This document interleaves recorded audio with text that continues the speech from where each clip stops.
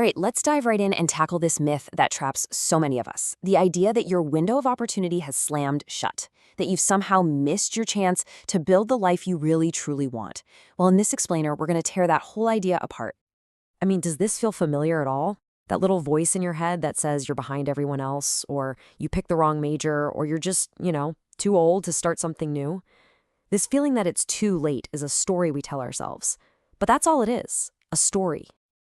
And this guy right here, Rich Roll, is going to help us rewrite that story.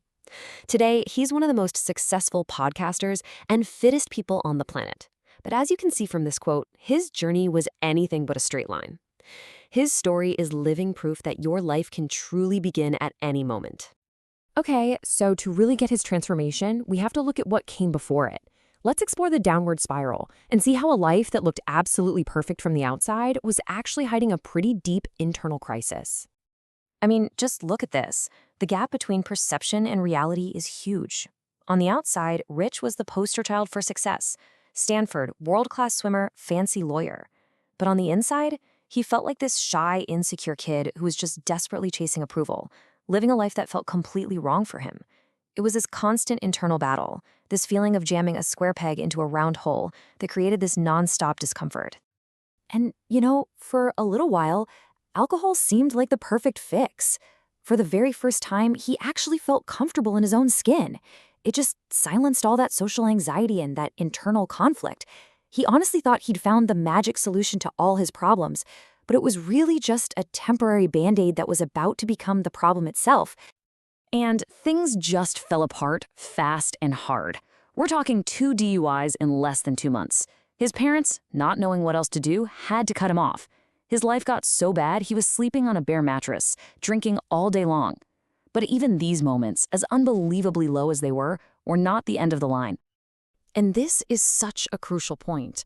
What Rich Roll's story teaches us is that rock bottom isn't a place you just hit by accident. It's not some floor you crash through.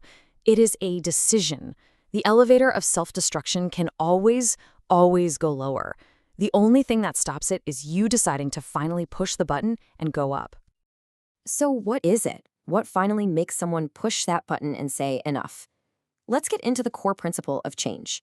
Something Rich actually went through, not once but twice in his life. This is it. This is basically the formula for change, right here. People don't just change when it's easy or convenient.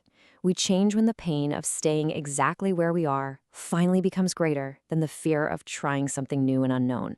That is the tipping point, and that's when you're finally given the gift of willingness. Okay, so let's fast forward a bit. Rich has been sober for years at this point. He's rebuilt his legal career, he's got a family. But on the night before his 40th birthday, he finds himself at another one of these major turning points.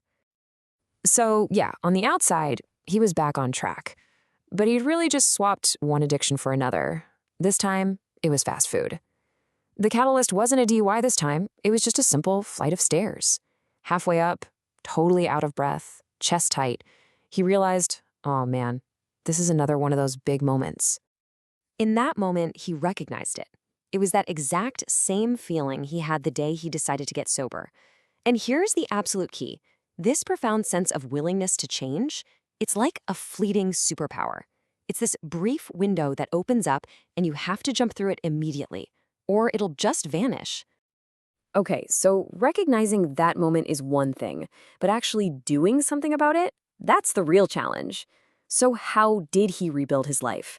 This next part is all about the practical, actionable philosophy that powered his second huge life transformation. And this principle right here is a total game changer. So many of us think we need to feel motivated before we can do something, but it's almost always the other way around. Your mood follows your action. You don't wait for the energy to go work out. You go work out to get the energy. The feeling of motivation is a result of the action, not the cause of it. And you can just see how this played out, like a set of dominoes. One small action, a juice cleanse just to break his bad habits, led to the next. Eating better gave him more energy. More energy made him actually want to move his body. And that movement reconnected him with this childhood love for swimming. Each tiny act of self-care just created the desire to do more until he had completely transformed his life. But here's a reality check. This was not some smooth overnight success story.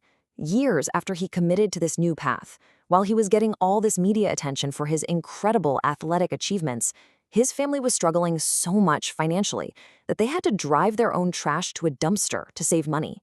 It just goes to show you that transformation is messy, it's hard, and finding your purpose doesn't always come with an immediate paycheck. All right, so let's tie all of this together and bring it home for you. We've looked at the downward spiral, the turning point, and the rebuild. Now, let's focus on what all this means for you, right here, right now. If you take one thing away from all this, let it be this. Big, life-altering change is never about one giant, heroic leap. It's about the small, tiny actions repeated over and over and over again. It's about laying one perfect brick every single day. So that leads us to the real question for you. Think about that thing you've been telling yourself you'll do one day. What is the absolute smallest step you could possibly take in that direction today? It doesn't have to be perfect. It just has to be something different than what you've always done. And let's just end on this final thought. The goal here isn't to suffer your way to a better life. The point is that by taking those small, consistent actions, you open the door to a life that's actually filled with meaning, with purpose, and with real joy. That kind of life isn't just some fantasy. It is completely available to you, and it all starts with your very next action.